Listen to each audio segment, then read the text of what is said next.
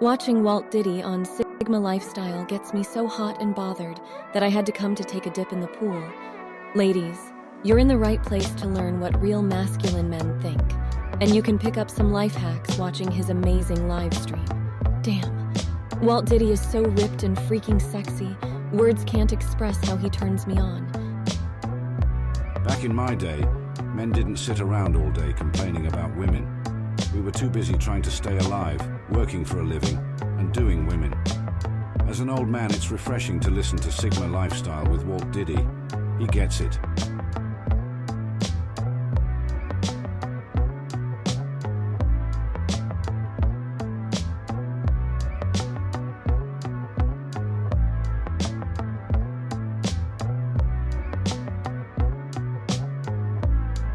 Not only is Walt Diddy ripped and the most handsome man in Black YouTube, his live show is amazing and he doesn't complain about women.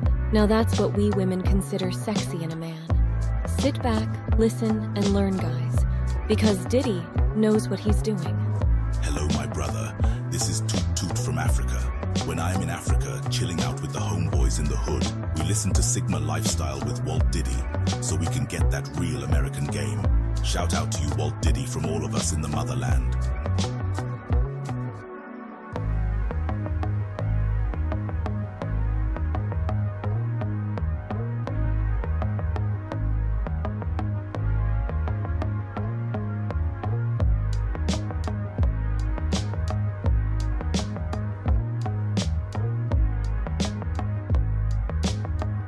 Me and all my thought friends love watching Sigma Lifestyle with Walt Diddy.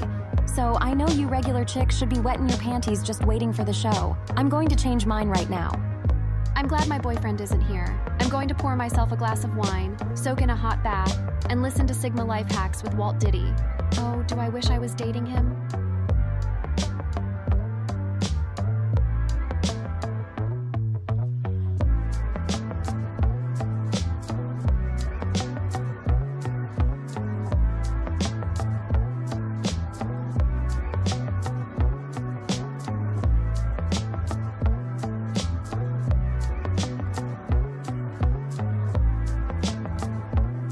Watching Walt Diddy on Sigma Lifestyle gets me so hot and bothered that I had to come to take a dip in the pool. Ladies, you're in the right place to learn what real masculine men think, and you can pick up some life hacks watching his amazing live stream. Damn, Walt Diddy is so ripped and freaking sexy, words can't express how he turns me on. Back in my day, men didn't sit around all day complaining about women. We were too busy trying to stay alive, working for a living, and doing women. As an old man, it's refreshing to listen to Sigma Lifestyle with Walt Diddy. He gets it.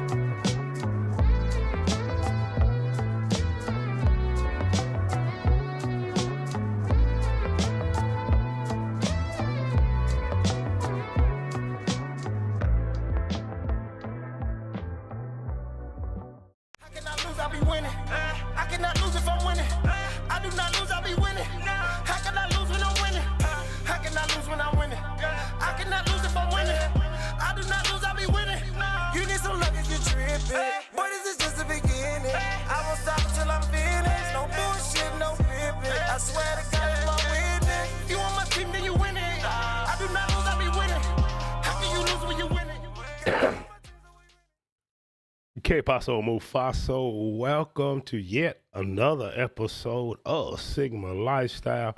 I am your host, sometimes humble, Walt Diddy. Sitting there with me, you see him over there half asleep. That is Dr. Bearstein. He's in my ear to make sure I don't go too far left. I don't go too far right. I kind of stay in the middle, which I probably will not. Hope you've had a great day. Hope your Tuesday was wonderful and you are ready for a great Wednesday. The time is 12:46. That is 46 after the hour here in the Queen City of Charlotte, North Carolina. And do I have a great show for you? Have a great show for you. By now, you should be wondering. I know I would be wondering. What you talking about, Walt Diddy? Relationship sell-off. Relationship sell-off. I am going to explain to you men and you women that love to have these relationship talks, right? In my personal opinion, if it was up to me, relationship panels on YouTube and on social media and group conversations where relationships would be against the law, punishable by 10 years imprisonment. But I'm not in control, so therefore do as thy wilt. But the title of this show is How Capitalism Destroyed the Family Unit. Sir, ma'am, you are mad at the wrong person, the wrong people when you are fighting amongst each other, when you have these stupid conversations. What men need to be doing? What women need to be doing? What about women? My body. Nobody gives a damn about your body unless it's LSG or I'm with you. My body all over your body, but my body is not all over your body. So therefore, do what the hell you want to do with your body. That said, let's go to the chat real quick to see if anybody stopped by for a great conversation. Shout out to you, fam. Big up to JSF guy. What's happened to you, family? Shout out to you being here. Says Walt, dear Walt, default because reasons. It is all good. Shout out to you, man. Appreciate you for coming by. Got a great show for you. Listen, because I know it's going to be a little intense show, I was smart enough to make me a cup of joe. That is in a stainless steel cup. Gonna have a sip right now. We're gonna get right to it. Like, share, subscribe. Hit the notification bell, or the notification bell might hit you, or some damn hot coffee may come through the screen. Whichever comes first.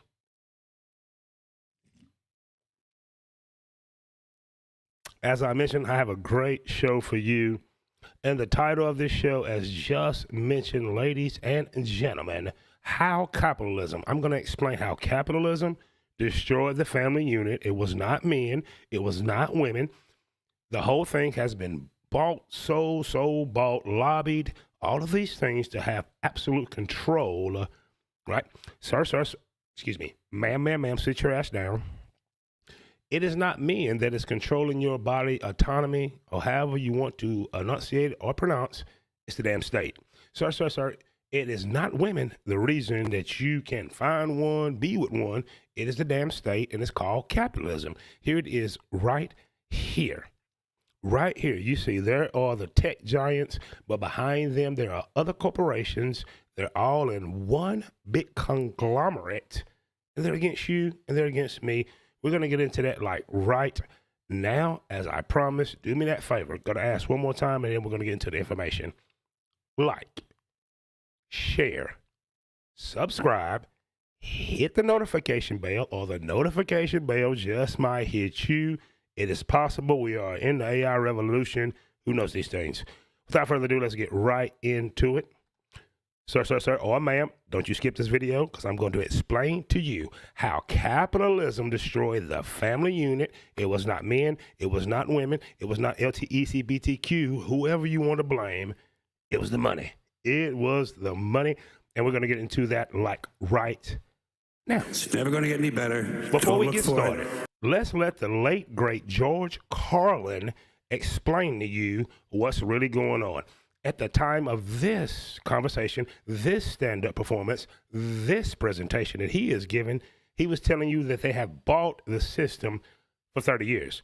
Well, that's damn near 20 years ago. So in the last 50 years, if you're struggling dating and mating, if your mind is scrambled, if you're keeping up with the Joneses, if you're in that corporate rat race that's keeping you from being happy, right? You're in that corporate rat race that's keeping you from finding, having, sustaining a significant other. Let's listen to Georgie Porgy. He's going to tell us what time it is.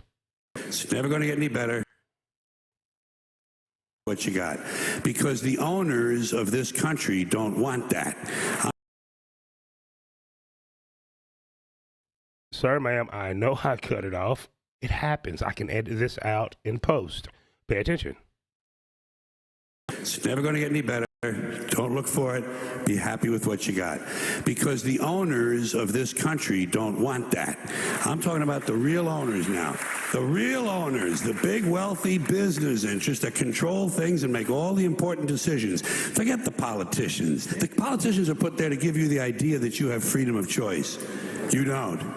You have no choice. You have owners. They own you. They own everything. They own all the important land. They own and control the corporations. They've long since bought and paid for the Senate, the Congress, the state houses, the city halls. They got the judges in their back pockets. And they own all the big media companies, so they control just about all of the news and information you get to hear. They got you by the balls.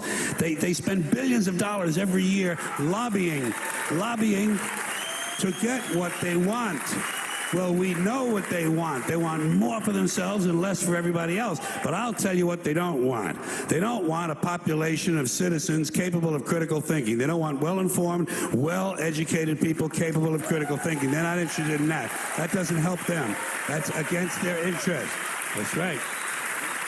They don't want people who are smart enough to sit around the kitchen table and figure out how badly they're getting fucked by a system that threw them overboard 30 fucking years ago. They don't want that. You know what they want? They want obedient workers. Obedient workers. People who are just smart enough to run the machines and do the paperwork and just dumb enough to passively accept all these increasingly shittier jobs with the lower pay, the longer hours, the reduced benefits, the end of overtime, and the vanishing pension that disappears the minute you go to collect it. And now they're coming for your Social Security money. They want your fucking retirement money. They want it back so they can give it to their criminal friends on Wall Street. And you know something? They'll get it. They'll get it all from you sooner or later because they own this fucking place. It's a big club, and you ain't in it. You and I. It's a big club, and you ain't in it. It is a big club. Guess what? You, me, we're not in it. We're not in it. That is Exhibit A. That is George Carlin. He told you for the last 30 years at the time of this broadcast, so let's add 20 years to that, for the last 50 years, everything that we're experiencing now has been set in motion. I know it's so easy to blame Ronnie, Ricky, Bobby, Mike, Ralph, Johnny Gill. That is New Edition. That's not the reason that you can't find a man, woman. Ma'am, sir. Excuse me, ma'am. Sir, have a seat. I know it's Lakeisha's fault. It's Renee's fault. It's Brittany's fault. It's Karen. Everybody know Karen is a white woman. It is Kim Song-Law. It's all their faults. No way it could be corporate greed, capitalism, and things of that nature. Absolutely not. Let's move right along with exhibit number 2. Simple Google search. How many divorces since social media? Well, before we get into this, I am from the 90s. I came of age in the 90s. I am Gen X. Guess what? The lamest of us all had a woman. The lamest, overweightest, barely washed his asses had a girlfriend. Guess what, sir? Guess what? In the 90s, me and the homies, we had a local car wash. We done shined up the whips. The women rolled through. We got one joint. That is one marijuana cigarette. 2 40 ounces. There's 8 of us. We passed it all around. We got right. They came through and they chose on us. We went to the club. Guess what happened? They chose on us. Beach after graduation in high school. No problem. There was a rule of us having an orgy. As Grady said on Sanford and Son, Lamont was having an orgy. We having orgies. Guess what? There was no social media. Guess what? She did not have to compete with women all over the country and the world. It was just a few. It was Thought Nisha, Thought LaQuisha, and Thought Nisha who got the fattest. Anyway, it was proximity. She was the prettiest in the proximity. That's just the way it was. That was the hierarchy. Sir. If you were the coolest in the proximity, hey, we roll with you, and we just benefited off of it. Not so much anymore. Simple Google search. How many divorces since social media started? According to AI, there is no exact count of divorces caused directly by social media. And if you didn't notice, I'm going to read so you don't have to. While there is no exact total count of divorces directly caused by social media, studies indicate it is a major contributing factor in a significant portion of problem breakups. Makeups the breakups. No breakups the breakups. Now, various reports suggest that social media is a factor in roughly 20 to 33% of divorces. 20 to 33%. That is a damn, who knows when this study came from, but that's pretty broad. That's 13 points. 20 to 30%. Let's be honest with one another. Let's go with 35 to 50%. Sounds reasonable? Absolutely. 81% of divorce attorneys reported a rise in causes using social media networking, right? Networking evidence. Let's go into just a little deeper. On this show, we like to do research. It is fun. Key social media divorce statistics. Whether you male, female, anywhere in between, you always on these dumb relationship panels throwing blame at each other, but you never look at the giants. You never look. Let me tell you why you don't look. Because you don't see yourself as equal to Elon Musk, Jeff Bezos, Mark Zuckerberg, because they're billionaires. You have no jealousy factor because you know being a billionaire is like a super duper ooper long shot. But you compete with your brother next door. You compete with the homie next door. Ma'am, shut your mouth. You compete with your sister, your sorority sisters, your work friends. Why? Proximity. And you can see, wow, why does she have that? But you never, ever. Shout out to Outkast Andre 3000 for the ever. You never look towards the instigators, right? Key social media and divorce statistics. 1 in 3 factors. Some reports suggest social media is a factor in 1 in 3 divorces. There was no social media in the 60s, 70s, and 80s, so stop referencing your grandmother, my generation, who's also conformed, and boomers. We'll be back to those generations shortly.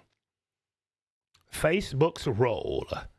1 in 5, 20% divorces in the United States have cited Facebook as a factor.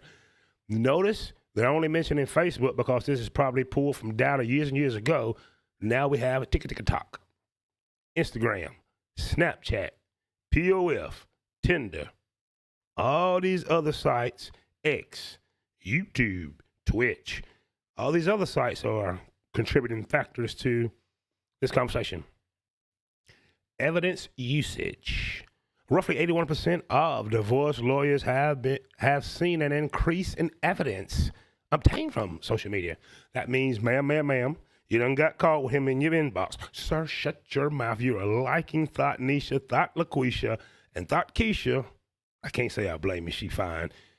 A little bit too much. Infidelity and secrets. Secret lovers. That's what we are.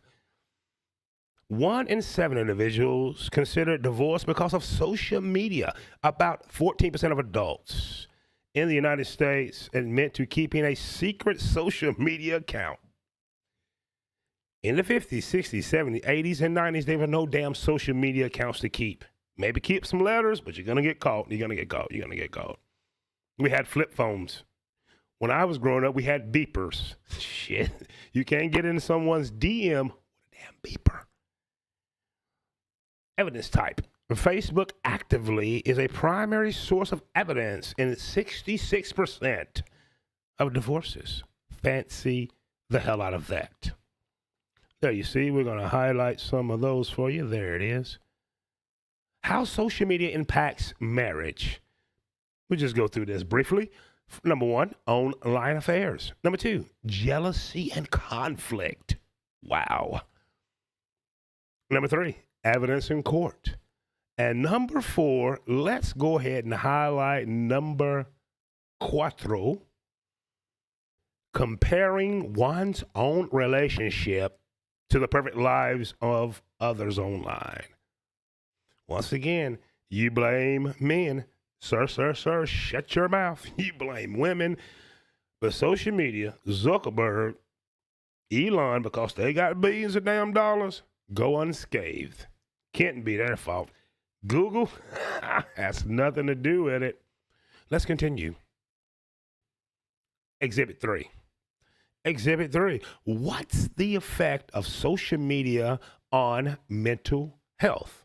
Well, I think that's easy. Most of y'all are damn crazy, especially on your relationship panels, especially in your manospheres, especially as you women giving bad advice. You know, there she is, Thotnisha Karen, who we all know is white, got more tattoos than the damn Hells Angels. I'm like, are you women joining gangs? Social media did that to you.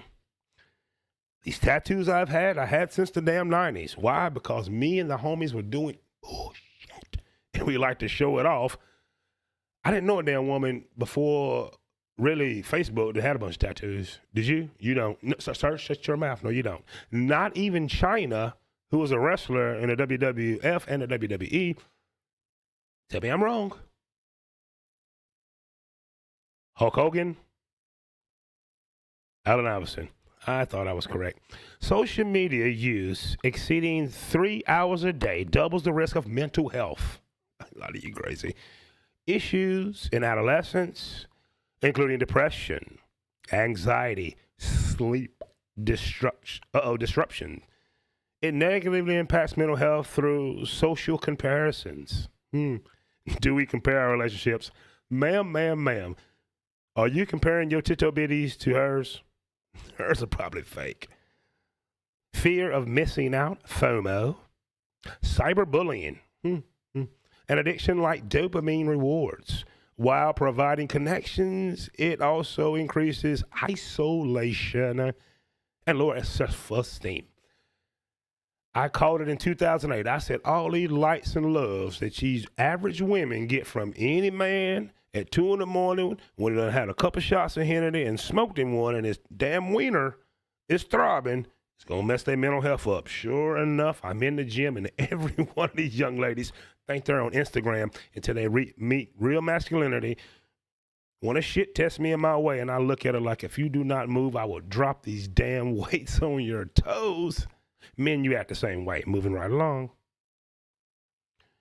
What else do we have here in said information? Key negative impacts on your mental health, thanks to Mark Zuckerberg, thanks to Elon Musk, thanks to POF, thanks to Tinder, thanks to live streaming, thanks to the good old-fashioned relationship panel.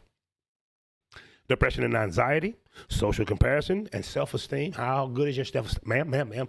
I know you think you're a bad chick, but do you feel so bad when you see other bad chick? You didn't have to worry about that in the 90s. There was only a few in the neighborhood. Anyway, sleep disruption and cyberbullying. Let's go on to Exhibit 4. Exhibit 4. How does inflation affect relationships? The damn pink elephant in the room. If you watch House Party 3, Renato Ray Moore says this line. House Party 3 was not the best movie, but it had its moments, and here goes one. He looked at Kid, who was about to marry his daughter, and said, listen here, there's no romance without finance. Any man about his salt, if his woman is treating him well, he want to do for her. It's just a natural instinct that we got. Damn, your hair don't look as nice as I like. Here goes some cash. Go get that done. Hey, baby, we going out. I need them nails fresh. Wear the dress that I bought you that hugs your ass. There you go. But what is inflation doing to relationships? Inflation impacts relationships by increasing financial stress. If you want your woman to leave you very, very quickly, let her feel too much financial stress, or maybe even a little bit. Forcing cutbacks on shared experiences like dates, like vacations, like getting away from the kids for a little bit, booking a room, and you blowing her back out. And causing tension over spending priorities. It leads to more pragmatic, budget-conscious dating, including reduced outings, earlier conversations about finances. You don't want to start talking money early in a relationship. It's always going to go south. And couples moving in together sooner to share costs, which is no good. Did you vet her, sir? Do you know if she's Thotnisha or Thotlaquisha? Ma'am. Do you know if he's going to have a few drinks of Hennessy and you be choked out and then you wake up like, what happened to me? He choked you out. And couples moving in together sooner to share costs. For many reasons, these pressures result in increased conflict. Duh. Look on social media that you all love so much. Insecurity. Insecurity is a disease. And in some cases, strained long-term or broken relationships. Fancy said hell out of that. Let's see if we can figure out a little bit of information in there. Let's highlight it so you can see it. I read it so you don't have to. Here's one that we want to look at. Number 1, the impact on dating. Impact on dating is bullet point number 1. 65% of daters reported that inflation, and we're talking about damn dues that you want to spend on you. I don't care if she does make more money than you. She don't want to fucking spend it. I'm going to say that again for you in the back. She make $100,000 a year. Trust me, she don't want to spend that $100,000 on her damn self. Do you, ma'am? Be honest. Impact on dating. 65% of daters reported that inflation impacted their love life, with many reducing the number of dates or choosing cheaper alternatives, cheaper damn women, like cooking at home or free activities. Unless you make our kitty go, you will not get by with too many free activities, sir. I'm sorry. I didn't make the rules. If you want new rules, make the game, but you're probably going to play by yourself. I'm sure of it. As I mentioned, reducing the number of dates or choosing cheaper alternatives like cooking at home or free activities. Over 1 in 4 Gen Zers have reported having a card decline on a date.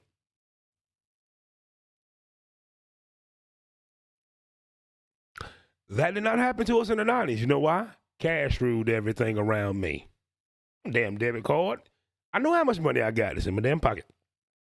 Moving right along to bullet point number 2. Relationship tension. This is what inflation, right? Inflation, home inflation, apartment rent inflation, car insurance inflation, food inflation, car payment inflation, utility inflation is doing to your wonderful relationships that you want to have so bad. But you won't talk about these things. It's always easier to blame someone. It's men's fault. It's women's fault. It's your mama's fault. It's the boomer's fault. Mama say, mama sa, mama kusa. Shout out to the late Michael Jackson. Next one on our list is relationship tensions. Differences in financial habits can cause resentment. You damn right. Fam going to work. Fam is a dude. He paying the bills. Sister girl, you keep coming back with bags of shit that he can't afford. He wants you to have it, but he can't afford it. Differences in financial habits cause resentment, with partners arguing on whether to sacrifice leisure spending over saving some money. Next up, we have future proofing and speed. Couples are increasingly discussing financial stability earlier in the relationship, which will get someone disqualified pretty quick. I know women that's teaching other women on date number 3, you asking about this man's credit score. But I know, just blame it on broken, dusty men. It is not the corporatist's fault. It is not Big Pharma. It is not Big Tech. It is not Hollywood. It is not the politicians. Why? Because you don't see yourself on their level, therefore they cannot be blamed, right? Tell the truth.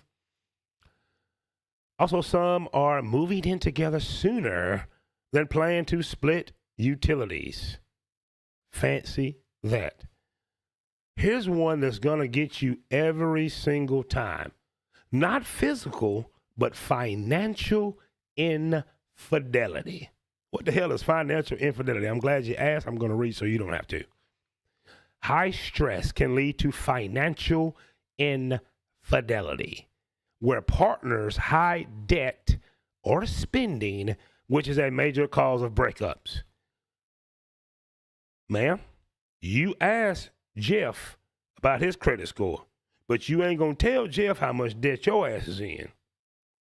Sir, you shut up. Alex, you gonna brag about your credit score, but you ain't gonna tell Amy how much that damn car is costing you and how you a couple payments behind. You're never gonna do that. Financial infidelity. And lastly, focus on security. Any woman about her salt would like to be turned on by her man.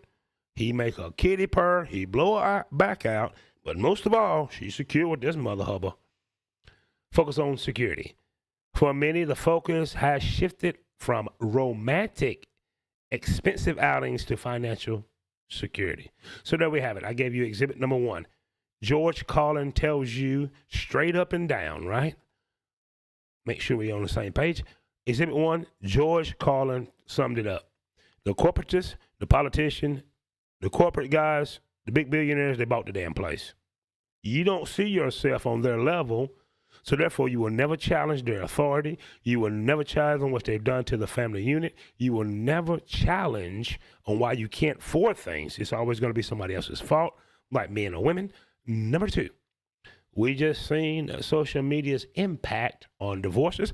Number 3, we found out what social media does to your mental state, how you compare to each other, fear of missing out. Everybody's showing a highlight reel. You don't have the same highlight reel. So therefore, it's going to be someone's fault because you can see yourself on your cousin, your friends, your coworkers level. But as I mentioned, never in a million years do you see yourself on the billionaire, the corporate people that own the damn place. They can't be at fault. And I just gave you exhibit number 4, how inflation, how high it is to pay rent, buy a home, pay for your car insurance, utilities, some food in your damn mouth, toilet paper to wipe your ass, Tide laundry detergent to wash your clothes, so on and so forth. Now let's go into the meat and potatoes of this conversation that is powered by one of my favorite content creators, my man LFA. And the title of LFA's video is, as you can see, The Day Men Could No Longer Afford Dating.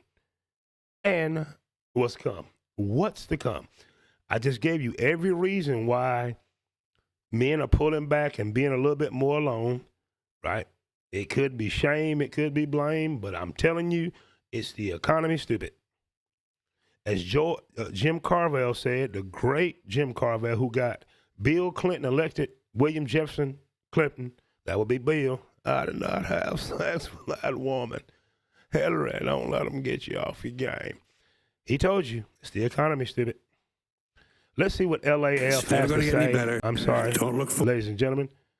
LAF is coming up right now. Let's get into it right now. Tonight, we're going to get into some anthropology and economics. Only to find out. Sorry about that, ladies and gentlemen. Let's back it up just a little bit more. As I mentioned, this is LAF. Title of the video is The Day Men Could No Longer Afford Dating and What's to Come. What's up, brothers? Hope everyone's doing well out there. Tonight, we're going to get into some anthropology and economics.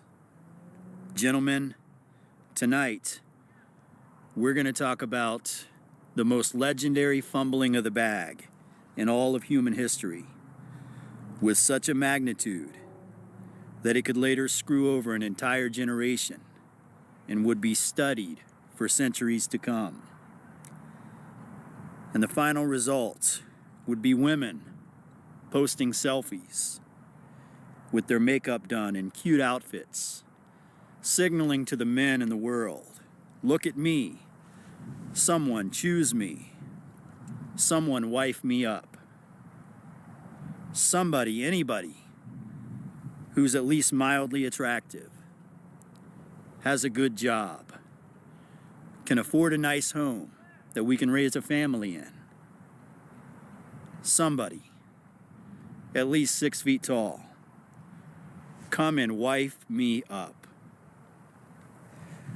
Only to find out that this man is such a scarce resource he's in the top 5%.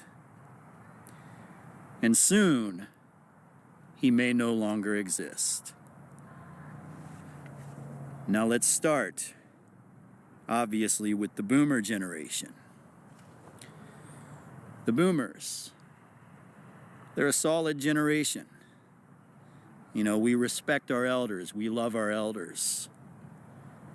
We have nothing but the utmost respect for them. However, 80% of boomers owned homes. And men in particular, 90% of boomer men owned homes. Not just any homes. They bought acres of land. You know, a boomer might buy 10 acres of land with one home on it. A backyard big enough to fit a swimming pool, a football field, a basketball court. Have all sorts of animals, all sorts of agriculture. With a home that's built out of the highest quality materials that could withstand tornadoes, thunderstorms, even fires in some cases. This includes black men. Oh, I am from the dirty South. My grandfather had a home, both of them. Left all kind of land to my boomer aunts and uncles who did not do, they didn't do right by it. But every boomer, right? Most of the boomers I grew up around inherited from the greatest generation. And I'm talking about black men and women down south on acres of lands, homes. They ate off the land. Now, why did boomers have such land and homes? Well, if you go back in their day, it goes back to the original point I'm making about the corporate elite. There wasn't all the codes. They built their own home the way they wanted to build it, wired it the way they wanted to do it, and they got all those resources and work from people that they know that was, okay, I'm a brick mason, I know an electrician. They came together and they built homes. Tell me if I'm wrong. If you're from the South, Midwest, tell me I'm wrong. Those men built their own damn homes the way they wanted to. Those men drank water out of the ground like you're supposed to with a well. They got a pump. They pumped the water out into the damn home. Now we drink city toilet water. 80% of boomers own homes, whether that was a couple. 90% of boomers, and the oldest ones is leaving this earth right now, men own the home. Black men included. I'm going to say that again. I'm in Charlotte, North Carolina. Independence Boulevard used to be all Negroes. They sold it off. So let's let LAF continue. What we learned is boomers back in their day could build their own homes the way they wanted to. Didn't need all the code, didn't need all the bureaucracy. They owned the home, which meant they owned the equity. Quality materials, dirt cheap. Had land for gardens, animals, places for the kids to grow up and, run around and play hopscotch and double dutch. If you're from the South, we had a game called Hide and Go Get It. That's another video. I'm not going to make it. Let's continue. The type of home that you could invite friends and family from all across the country to for Thanksgiving dinners and Christmas dinners and birthday parties. The type of home that you could raise a family of 6 in. And they did it without even having to get a college degree. They just graduated high school, maybe even dropped out of high school. Got themselves a job, and they made it happen. But somewhere along the line, things changed. Now let's move to the Gen X. Amongst Gen Xers, 75% owned homes. Still a pretty solid number.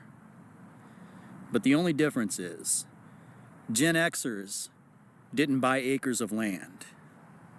Gen Xers bought these small townhomes from these large property management firms with names like Dominion Homes, Executive Homes, Obsidian Homes, Palladian Homes. I'm sure you've seen signs. You drive by and the community is just got a strange name like that that stands out. And you drive through the neighborhood and the homes look halfway decent. But you can tell by looking at them, the walls are paper thin. They're not built out of the greatest materials. Not built to withstand a tornado or an earthquake or any type of high winds. Something that looks like it's built to fall down in just a couple of decades. And it's not on acres of land. It's on less than 1/10 of an acre of land. Maybe it's... They're on quarter lots. So what have we witnessed so far? This is affecting your dating and relationships. Boomers had large homes, quality material, didn't have to go to high school. Most of the boomers I know grew up around, they quit school as soon as they could, went to work and got theirs. What's happening there? This is, we're talking 50, 60 years ago now. Guess what happened? The corporations started buying up properties. Bureaucracy started to happen. I am Generation X, so I watched the generation for me like, damn, like Fred Sanford, they got a damn empire. We got to buy what's called single family unit homes. When you come out the door, you take 4 steps, damn, you're in somebody else's yard. Let's continue. 1/20 of an acre of land. Just a small 2-bedroom home with a tiny little front yard and backyard. A garage big enough to fit a car, maybe 2 cars in. And the cost of this home is even higher than the cost of the boomer home. Now let's move on to the millennials. The millennials that are right now aged between 30 years old and 45 years old are sitting at about 54% owning homes. That number still has a chance to go up a little bit.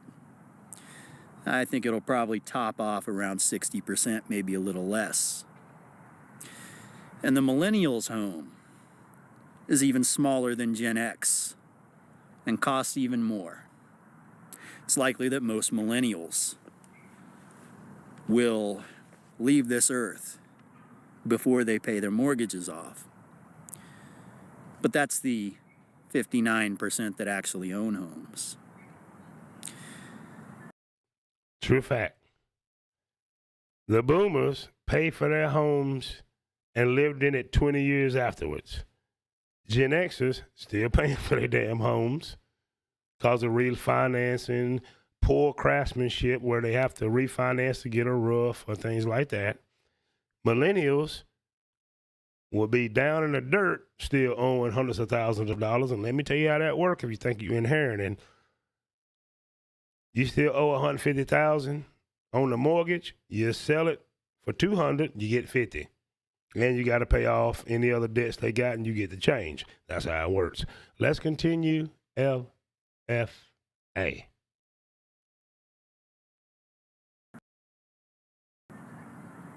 Now, let's move on to Gen Z.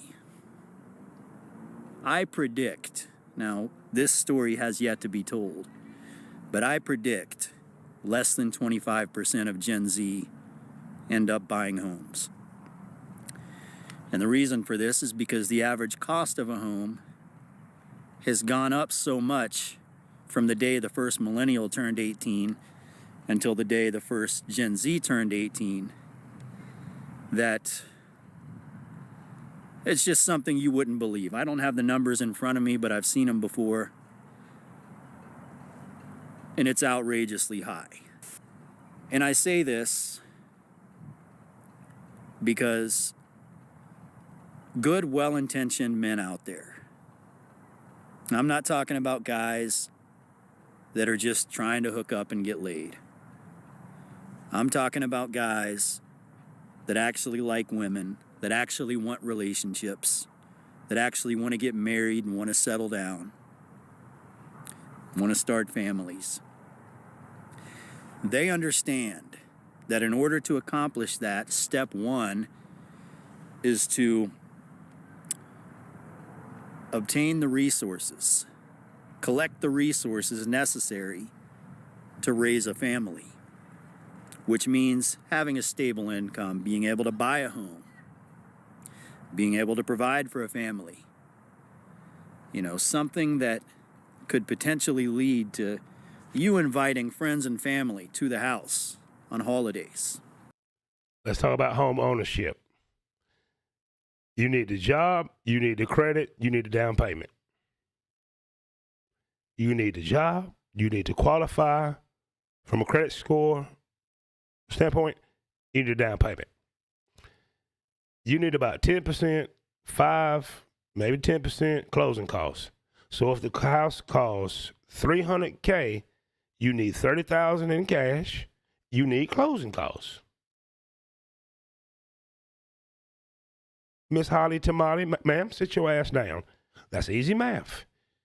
You want this $300,000 house, and that's probably just poor materials, as LFA just told you.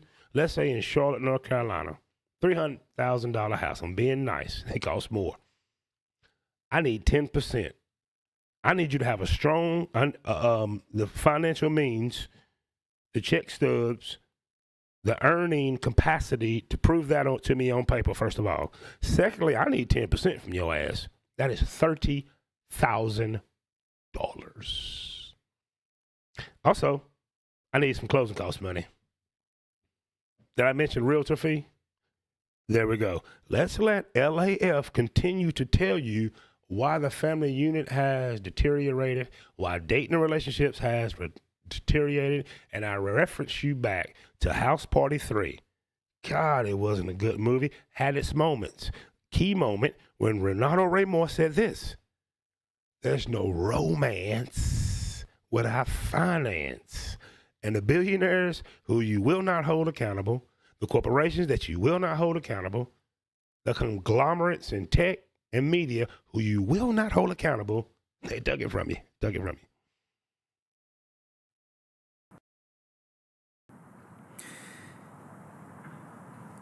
And most of the younger millennials and Gen Z and everyone else moving forward just doesn't see that as a possibility. And the reason for this is because they start out renting, and the average apartment complex is, to rent an apartment in an apartment complex with 100 apartments in it, nowadays sometimes they're looking at $2,000 a month, $3,000 a month, $5,000 a month, depending on where you live. Never reaching a point. Charlotte, North Carolina, where I'm at right now, if you ain't got $2,000 a month, sorry. And you're going to need at least a 700 credit score higher. You didn't know that? Ma'am, you didn't know that. I live in a community, it is quiet. I'm in the university area. The damn police station is right across the street. The best restaurants, I'm out back. Everything is right here at my disposal. Hell, I can just go walk across the street. I can walk across safe, and there's a train going up above me. I can get all the way around Charlotte.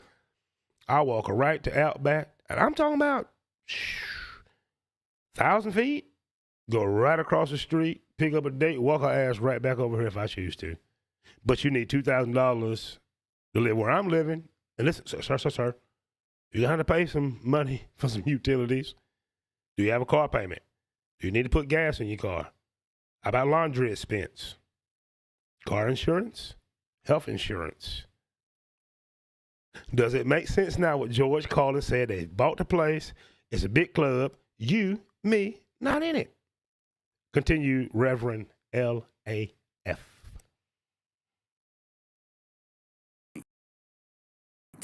Where they can save up enough money and get their credit in a good enough position. Well, let's rewind that. I think I covered it. Sorry about the spoiler. Go ahead, Reverend LAF. Apartments in it.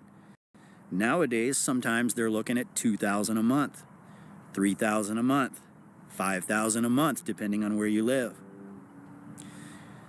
Never reaching a point where they can save up enough money and get their credit in a good enough position to actually make that move and make that happen. Now, how did we get here? Well, we got here because these property managements that buy up all the property and raise up all the rents and double the prices of the homes, even though they're cheaper and smaller than ever, they could charge people $1,000 for no reason other than just to triple their own income. And this is where we sit in society. And as they say, when problems arise, we begin to blame. We blame people. We blame one another. Men blame women. Women blame men. But truth be told, I don't really think anyone's to blame. We're all in this boat together. We're all facing the same problems. And we're going to pull up right there. Shout out, go subscribe to LAF. Great show in a relationship, but talk man stuff, kind of like on the same level that I'm on. So I really enjoy his content. So there you go. There you have it, ladies and gentlemen. I gave you the reasons, right? Exhibit A. Exhibit A was George Carlin telling us how the elitists have bought the place, and then buying a place, they put mechanisms of control in place. Generational wealth is not money, it's family. Right. A family that's together is hard to divide and conquer. That has been taken care of. Don't worry about it because, they bought the place. United we stand, divided we fall. We have failed.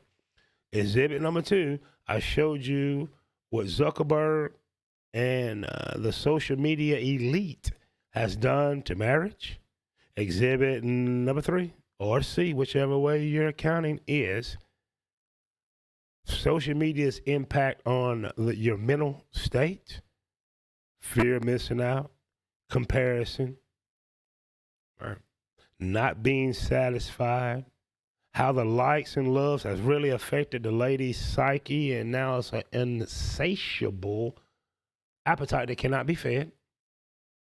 Number 4, we looked at inflation, on how the prices of homes, rents, car payments, car insurance, utilities, food, health insurance, and all these things factor in on men and women's ability to date, sustain themselves, and just keep a roof over their head. And Exhibit 5 was LAF explaining to you from a boomer generation to Gen Z how much it really costs to live and how it does something to us psychologically, and how it is preventing the younger generations from dating, mating, and having a family and having that family unit. I want to know your thoughts in the comment section. I want to know your thoughts about the presentation I gave. I want you to think about how we compare each other because we're in proximity, but we let the global elite that has billions of dollars, you care about what's in those files because you like to see them fall down, but you seem to forget how much power and influence media, social media, right, bankers, property, these big property management groups, investment groups have over our day-to-day lives. So remember these 2 things before I end this. Number 1, I just gave you all the reasons and who you should really, if there's going to be some blame, who and the entities that you should blame for the breakdown, how capitalism has destroyed the family unit, why dating and relationships are just so hard to achieve and sustain this day and time. And number two, you've just been on Sigma Lifestyle and or Project Expertise. Well, I'm the project. I just gave you the expertise. Do with it as you will. Like, share, subscribe, hit that notification bell, and the notification bell just might hit you. Until we do this again, let me know your thoughts in the comment section. So you tell me, where did Walt Diddy miss it? Did I go wrong somewhere? I don't know these things. This is the type of conversation where many people will not come around. I do not care. I do not care because I'm not struggling in a relationship. I do not care because I'm not on here complaining about relationships. But if you are, I can promise you it won't get any better. You can be as independent as you want, Miss Lady. You fucking broke. Sir, you can be, I make 6 figures. You probably broke.